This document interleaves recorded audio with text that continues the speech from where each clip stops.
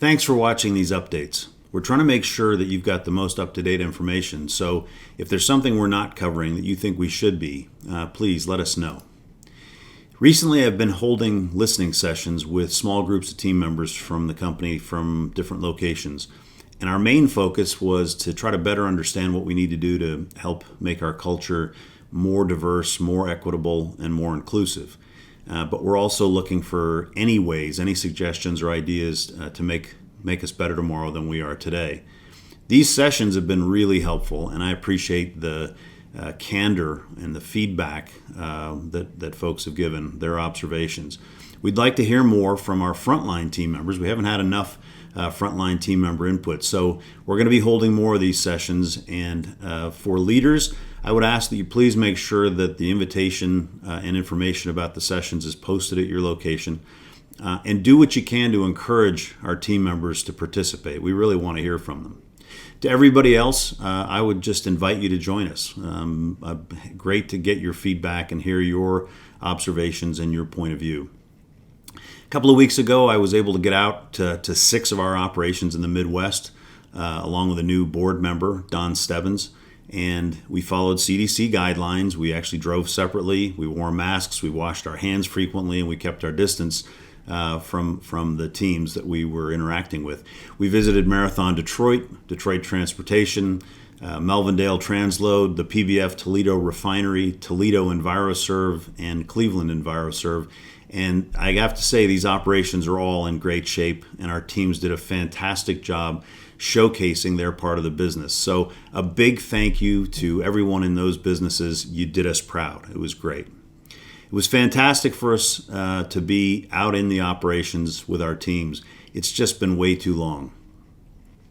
Last week, we held our Service Support Center virtual offsite. A huge thank you to the operations leaders who opened their doors and gave virtual tours to our team, who unfortunately don't get to see the operations as much as we like. The feedback from these tours was really positive, and so we're going to try to do more of these in the future. With the current travel limitations, and even though it's not ideal, we can use technology, and we demonstrated that last week to get more of our people to connect with our operations leaders and with our locations, and really understand what we do out in our operations. If you'd like to participate in a session or host one, I would ask you to reach out to Gail De Silva in our people group. This is a great way for us to connect, and it's a great way for us to build meaningful relationships across the company. The past few weeks have been pretty challenging for many people, including our team. We've seen weather events and natural disasters, including Hurricane Laura in the Gulf Coast, raging wildfires in the West, a major windstorm, kind of a freak windstorm in Utah, and now Hurricane Sally, or most recently, I should say, Hurricane Sally in the southeastern United States.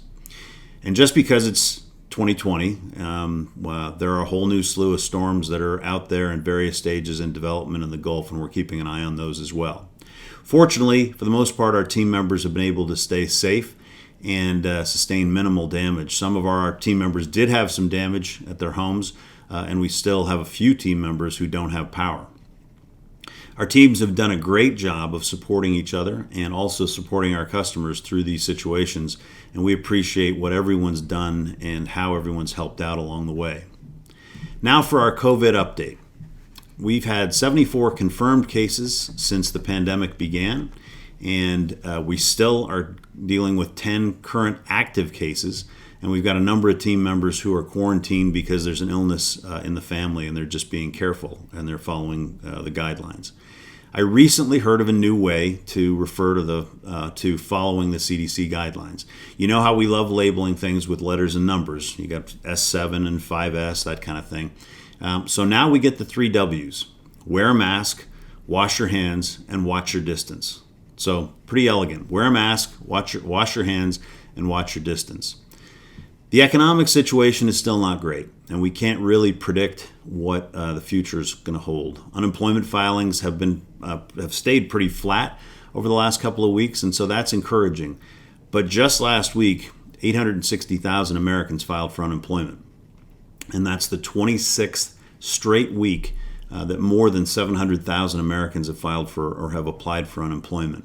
That's a level that we've never seen before. So that still continues to be a concern.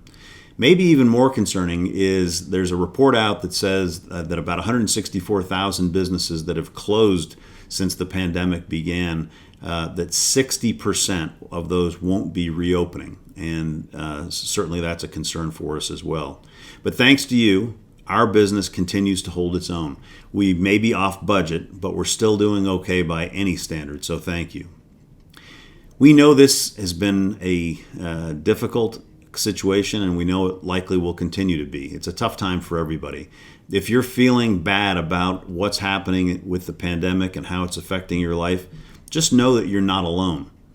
Whether it's the impact of reduced interaction with people, or the concerns about staying healthy, or fears about financial security, we're all dealing with issues and challenges, and we need to make sure we're staying connected, and we need to make sure that we're reaching out if we need help. Our People Solutions team is a great resource. They can help answer questions and address concerns and actually point us to resources that may be helpful. So please don't hesitate to contact them. Thank you for everything you're doing, and please be safe.